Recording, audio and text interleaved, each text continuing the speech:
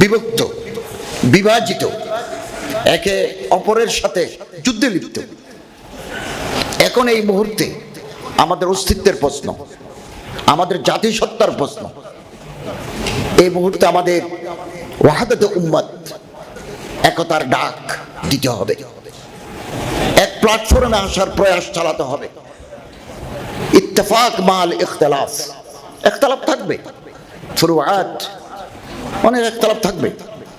Unity in diversity, বহুত্বের মাঝে একত্ব, এই প্রয়াস আমাদের চালাতে হবে। এটা কঠিন কাজ।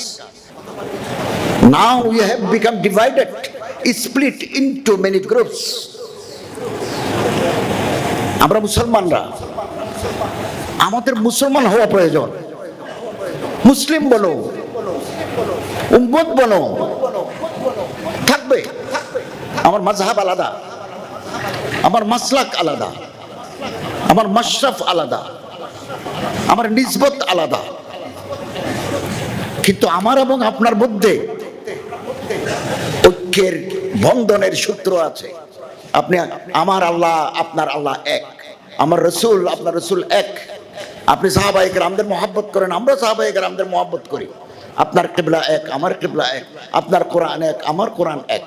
হতে পারে তরিকা নিসবত মধ্যে বেশ কম আছে, কিন্তু গোড়ায় আমরা এক। এই সূত্র ধরে নিজের মাসলাকের ঊর্ধ্বে উঠে আমরা কালেমায়ে তৈয়্যিবার রজ্জুকে ধারণ করতে পারি। এখন আমরা কুল্লু হিজবিন বিমা লাদাইহিম ফারিহুন, নিজেরা নিজেদের নিয়ে খুশি, বৃত্তবন্দী, বৃত্তের বাইরে যেতে চাই না।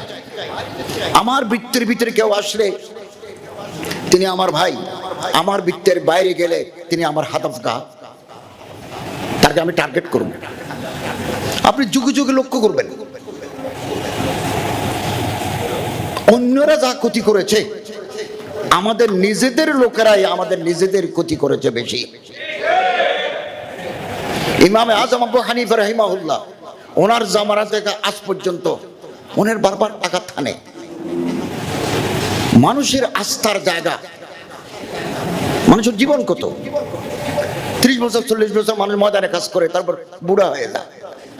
তার যে খেদমাত, মানুষের যে আস্থা তৈরি হয়, কিছু মানুষ আছে ওই আস্থার জায়গায় ফাটল ধরায়, আমাদেরকে ভাগ করে রাখে যাতে আমরা এক হতে না পারি। আমাদের ভাবতে হবে, ফিকির করতে হবে, এবং ঐক্যের প্ল্যাটফর্ম আমাদের তৈরি করতে হবে।